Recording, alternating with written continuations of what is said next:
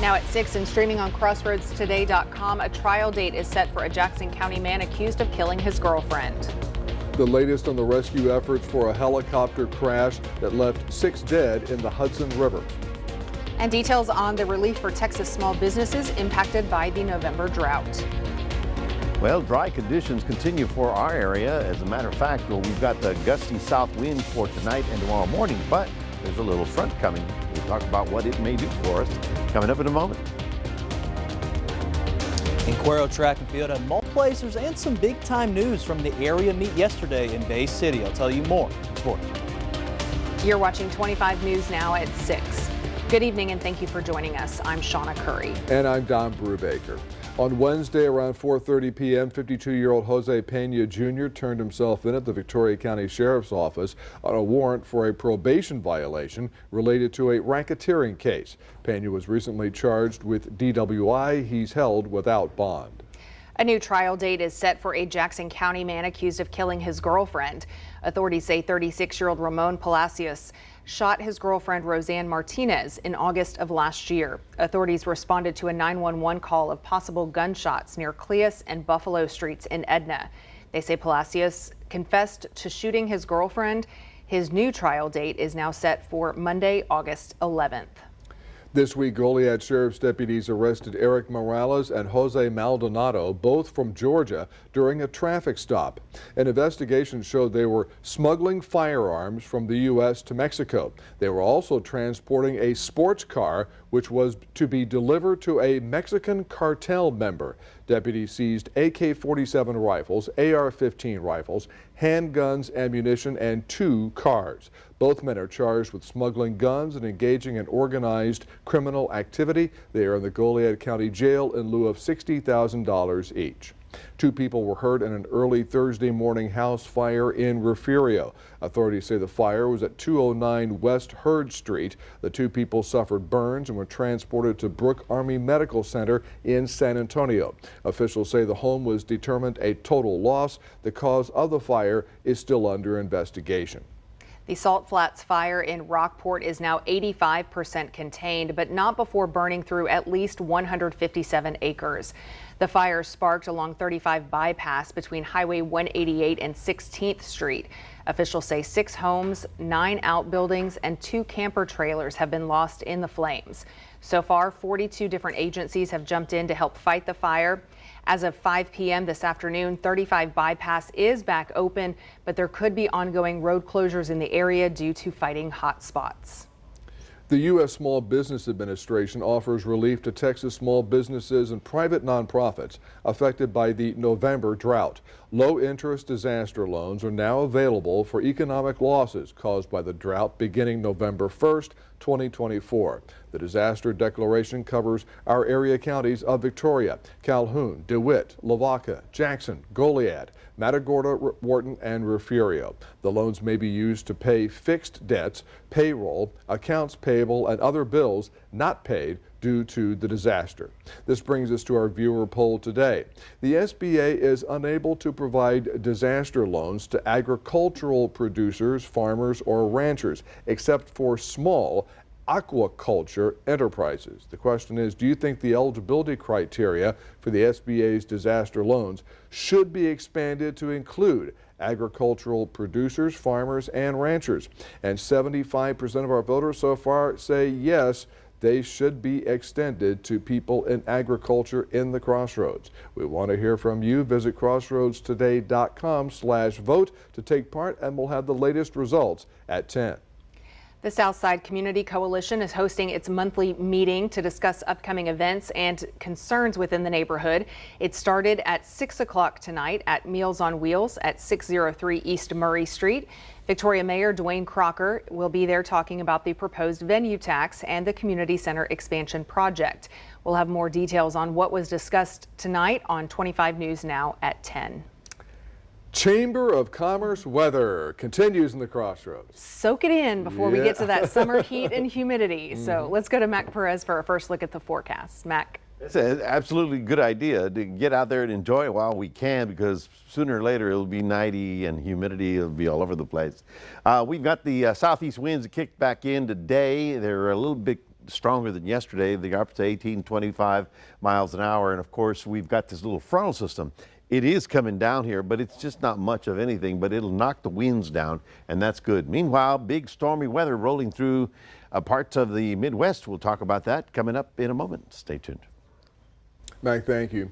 New York City Mayor Eric Adams says a family of Spanish tourists, including 3 children, died today in a helicopter crash in the Hudson River that killed 6 people. Adams said all of the dead have been recovered and removed from the water. The helicopter broke apart in midair and crashed upside down into the river between Manhattan and the New Jersey waterfront. The FAA identified the helicopter as a Bell 206, a model widely used in commercial and government aviation.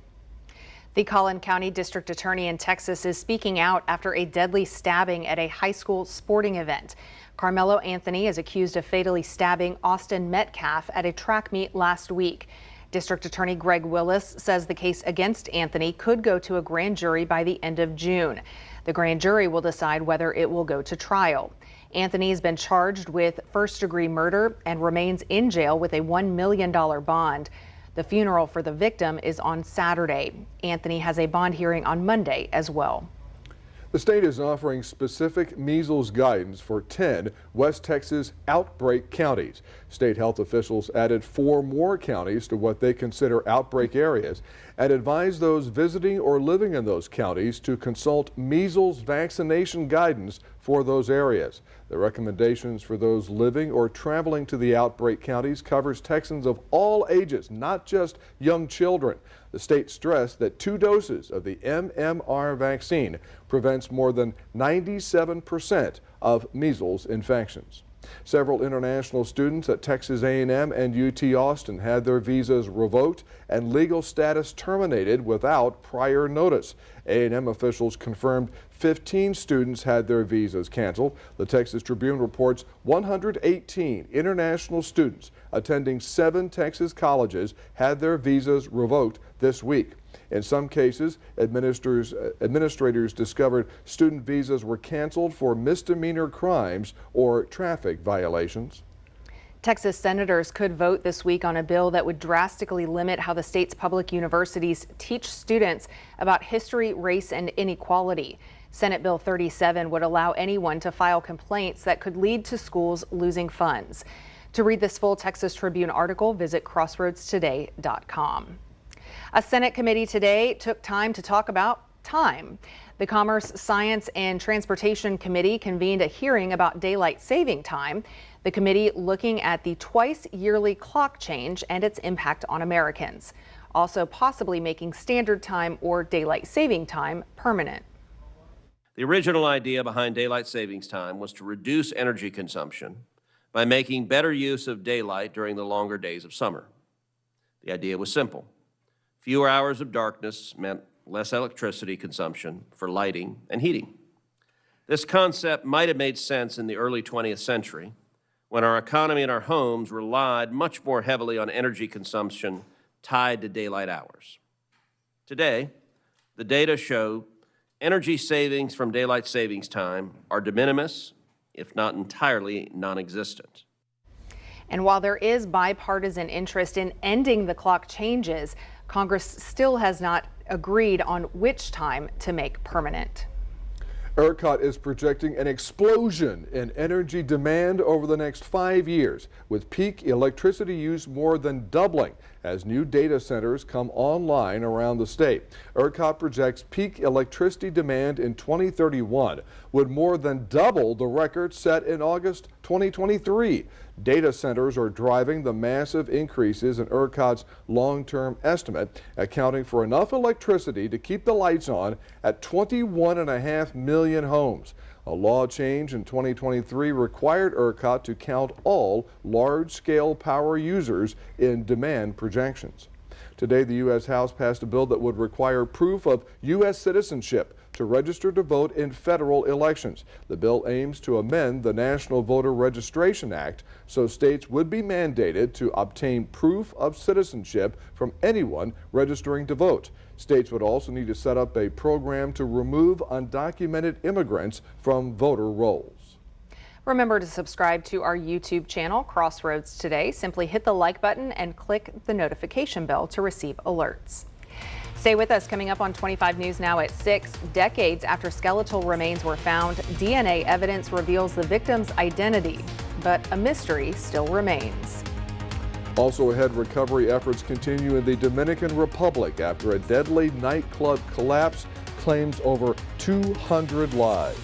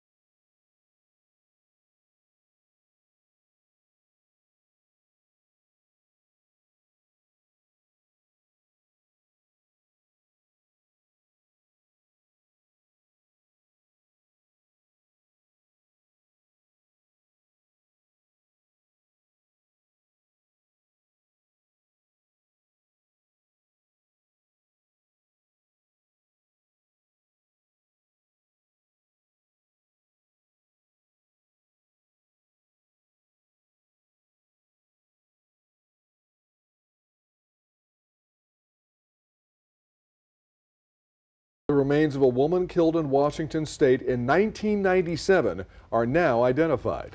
A lab in Texas helped get a full DNA profile of the woman. Natalie Swaby reports. I'm south of Buckley, about 9 miles away from where the skeletal remains were found back in 1997. Thanks to cutting-edge science, detectives now know more about the victim, but the mystery is still not over. This wooded area is a focus once again for the Pierce County Sheriff's Office. Detectives were first called in here decades ago. October 17th, 1997 is when a mushroom picker reported a grim discovery. It was in a depression surrounded by some logs, and then someone covered this person up. So they were certainly trying to hide them. A woman's body and her belongings were found. Because of the uniqueness, maybe someone will be able to identify this. Over the years, there were no leads and no missing persons reports, so investigators dug deeper. Late 2023, we were having discussions with Pierce County about helping them with this case. Othram, a lab in Texas, did the testing to get a full DNA profile. And the DNA was not easy to work with. It's degraded. You have to collect hundreds of thousands of DNA markers and data points to truly get a profile that can show clear relationship. That work finally paid off, identifying Pierce County's Jane Doe. It's Lori Cage. The sheriff's office says she was last seen alive in 1996. We're literally starting from the ground up on now opening a homicide investigation that's 30 years old. They know Lori was married to a man named Ronald Martin who died in 2020 of natural causes. Work is underway now to find out information about the couple from 1995 to 1997 that might shed light on Lori's last days. Everybody in this case wants closure. The rescue operation at a collapsed nightclub in the Dominican Republic has now shifted to a recovery effort. More than 200 people are dead following the roof collapse early Tuesday morning. It's unclear how many people are still unaccounted for. Hundreds of rescue workers spent 2 days combing through the remains of the Jet Set nightclub. Kayakers are taking to flooded streets in Indiana. It's about the only way to get around those towns. Liz DeSantis reports officials there say at least another foot of water will hit that area before the end of the week. As the river rises, the town of Grandview seems to be sinking beneath the surface. Easy out, easy back in, buddy. Just off Main Street, kayakers float above the roads. Boats are now the only way to get across town uninterrupted. So we went that way and went all the way to the other edge of town. It's pretty deep in some spots. 15, 20 foot of water. Flooding is a near yearly occurrence in the small riverfront town. 100-year flood in my lifetime. This is the 5th 100-year flood that I'm living to. 64 flood and 1997, 2011, 2018, and now the 2025. This year, though, the water isn't finished rising yet. Spencer County Sheriff Sherry Heichelbeck says Grandview will see at least another foot of water before the end of the week. And it could even be as much as 2 feet. Every day we have more and more roads closed, and every day it's creeping closer to houses. And it's starting to fill in those areas that it normally doesn't get to. So water is going to be an issue. At least 50 roads across Spencer County have already closed for high water, while some are taking the opportunity to have some fun. People in the lower lying areas are preparing for water to reach levels they fear could be higher than any in recent memory. Never had this amount of water come in. So we don't know how bad it's going to come up. Move to a friend's house, move your vehicles, everything that you can move, and then, a little bit of prayer goes a long way as well. Well, we're going to take a look at that part of the world because, believe it or not, yes, more rain is coming in. For us, gorgeous weather. The weekend is here and almost, and I think you're going to enjoy it. We do have a little cool front coming in. We'll talk about that and take a look at your 7-day after this.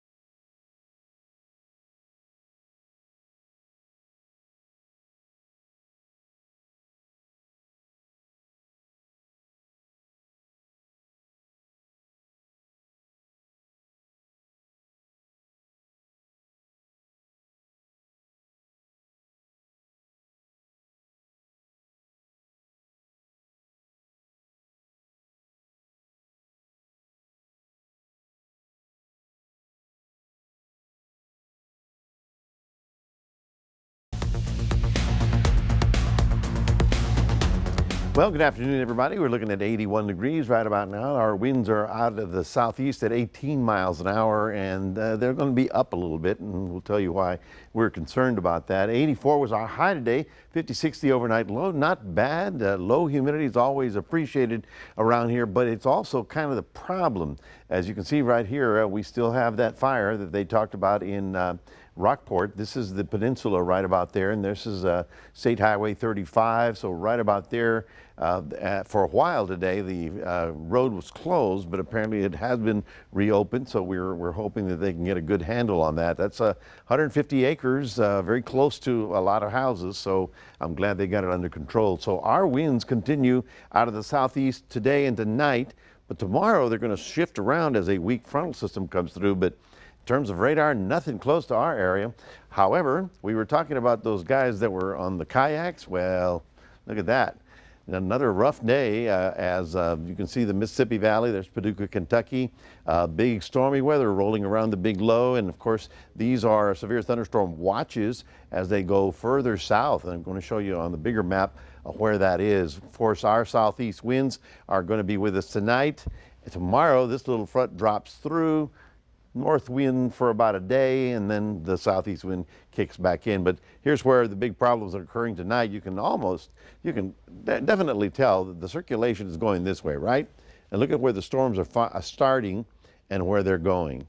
So this is not the area where they can need any more water, but they're going to be getting it tonight. Now we look out to the west coast to see if there's anything happening, moving in our direction. There is a front here, and there's a lot of cold, unstable air out there.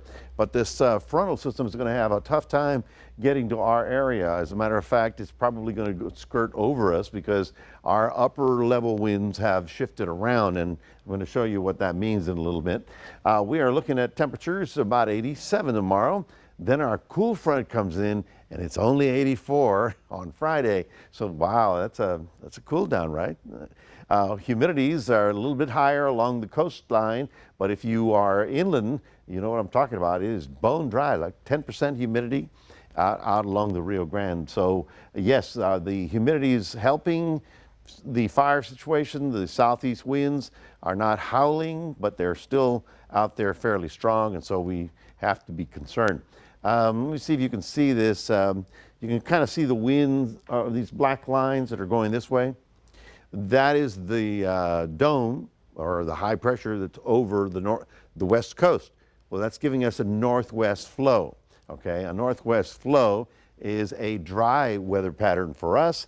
It's bringing dry air aloft, and even though we may have a little Gulf Coast humidity, maybe some fog tomorrow morning, it's just not going to be deep enough for any kind of moisture to actually trigger into rain. Now, when we get to Monday of next week, we may have a lot more cloud cover, and that could give us something, but at this point in time, there's really no rain in sight.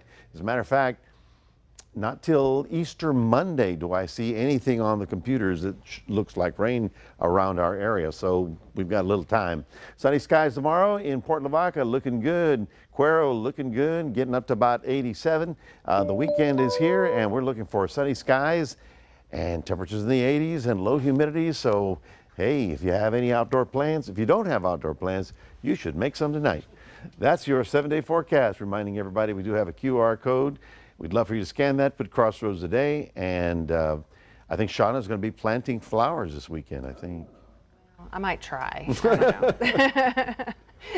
It'll be nice weather just to be outside at least. So.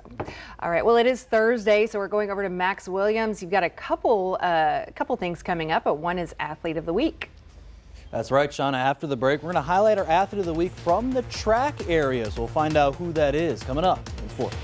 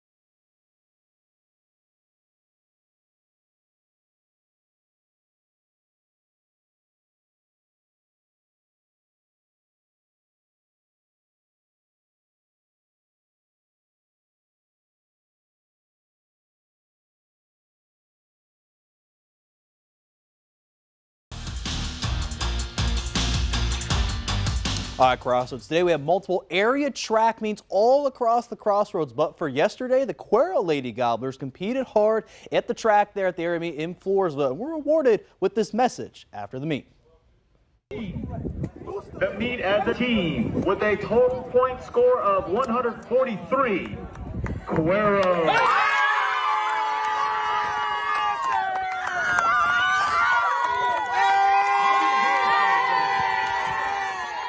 And And shout out there to the Lady Gobblers. That video showed right there they became area champions yesterday out there in Bay City. And some of the individual awards there for the girls were Mariana Da Silva getting to regionals in 5 different track and field events. Taryn Gale made regionals in 3 events, also on 3 relay teams too as well. And Paisley Jansen advanced into 2 events there to regionals there next week. As for the boys, they had 5 qualifiers in regionals, with Isaac Ward competing in the 110 and 300-meter hurdles, and Connor Kobesh for discus, David Linehan for high jump, and Josiah Taylor for long jump, and Jackson Marie, you probably remember him from football as well, is going to be there for the 110-meter hurdles. So if you want to see the full list though of qualifiers there for Quail, check out our website, crossroadstoday.com, where I've already posted a web article with all the placers in that one. Now we're staying here at the track here for tonight's Athlete of the Week. We're handing it to Goliad girls track and field runner Kiana Lee. Here's 25 News Now sports reporter Ray Robinson for more of our Athlete of the Week. It's been an impressive track and field season for Goliad High School. This season alone, we've seen 3 school records being broke. And your Athlete of the Week is the young lady who did just that by breaking a 45-year-old school record in the 100-meter dash, recording it in 11.8 seconds. I'm talking about junior Kiana Lee. I was really surprised by it, but when I heard about it, I was really excited by it, and I'm trying to break the other school records too, but I always wanted to run. I've always been running since I was little too, since 8, so it's always been a dream of mine to break records and to get better at track. So Kiana's love and inspiration for the game of track was evident in my conversation with her. She has a drive unlike any other, and she plans to take this drive as she prepares for the area finals on Thursday. Hard. I've always been working hard, but then once I seen it, I was like, okay, I want to get to that goal, so I have to work for it. I just pray. I pray through it, and then when I hear the gun, that's when I turn my head to what I need to do, and then I do what I need to do. Ray Robinson, KAVU TV 25 News Now, Sports. Congrats there to Kiana Lee for being tonight's Athlete of the Week. Now, from track and field now out to the waters for our fishing report this week. And Mac's been talking about how nice the weather's going to be, 84, 83 degrees. But how will that affect everyone there out in the waters? Let's check it out. First, we're going to check out our favorite freshwater area in Coletto Creek, where today the waters were good at 68 degrees. And bass fishing was consistent there in soft plastic lizards and craw worms. They're in 2 to 7 feet of water. So kind of similar there for Coletto Creek. Over to the saltwater area. East Matagorda Bay, the water was fair at 70 degrees. And again, if you want to do wade or drift fishing, you should be around there in the Bay Area this week. And shrimp are starting to show up there. So if you want to go for trout, that is the way to go there around East Matagorda Bay. And then finally, we're going to change it up a little bit, go over to Rockport, where it's currently, again, the water's at 73 degrees. And redfish are great there. If you want to get on cut bait on the shallow flats, trout there as well, and live shrimp are kind of huge. So a lot of different things happening, and you'll have some beautiful weather this weekend to go out fishing. That's going to do it here for sports. Don and Shawna, back to you. Max, thank you, and we're back in a moment. Max, I took this story from you. The 2028 Olympics in Los Angeles will hand out more medals than any other games.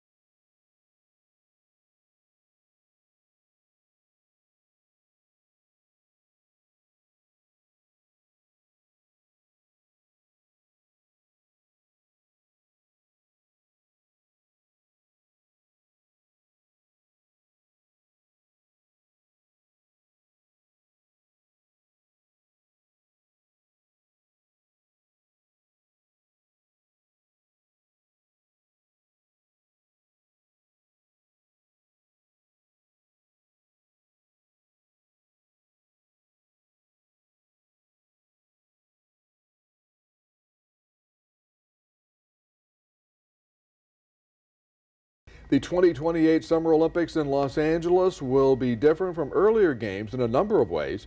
The games will have 22 more medal events than Paris did in 2024. The International Olympic Committee made that announcement. Also, more women will compete in the games than men. And there's a good reason for that. Men and women will compete together in several mixed gender sports, including the 4x100 relay, artistic gymnastics, and archery.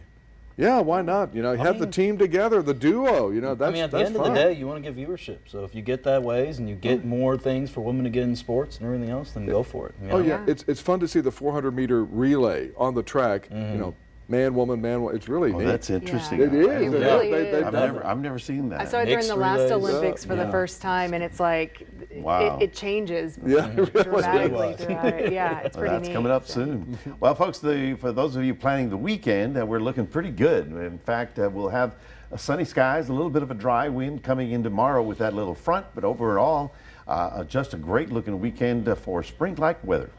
Thank you, Mac. Thanks for joining us. We'll see you back here tonight for 25 News Now at 10.